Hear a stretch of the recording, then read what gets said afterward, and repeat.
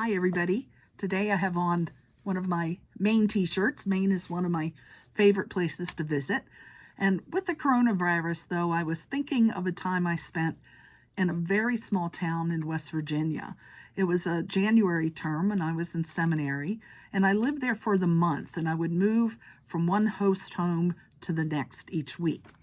Well, during that month, a flu hit the town and it almost shut everything down. The bank was closed because all the tellers were sick. The one restaurant in town was closed because the cook and most of the waitresses were sick. And they even closed school for a couple of days because so many of the teachers and the kids had also gotten it. Well, the Monday that I was supposed to move from one host home to the next, I got sick. And I spent the morning putting one or two things in my suitcase, laying down on the bed for a little bit, putting things in my suitcase, laying down in the bed for a little bit. But finally, I was able to get everything into my car, and I drove down the hill to my next host home.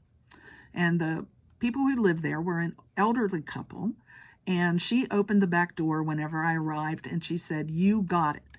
And she immediately got me into bed, and she even brought me a bucket because she said that her husband had had it a couple of days before, and sometimes he would not be able to make it to the bathroom in time, so he needed the bucket. But luckily, I did not ever need the bucket.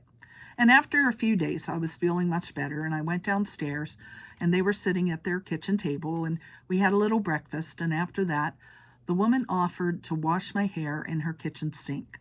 Now, I will never forget that kind of hospitality. They had taken in a complete stranger, one who was very sick at that, and she took care of me and then even offered to wash my hair in their sink.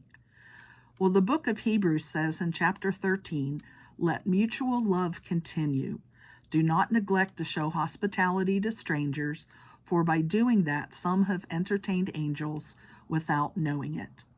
I always tell this story whenever I talk about hospitality. She did not neglect me, although I wouldn't say that I was an angel that she was entertaining.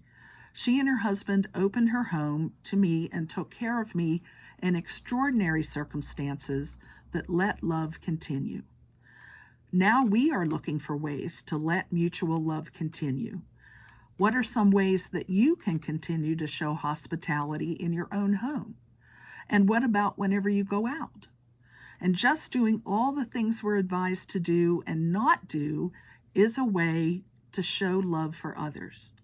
Now, I'm going to be putting some ideas on our church website about how to care for others in these times.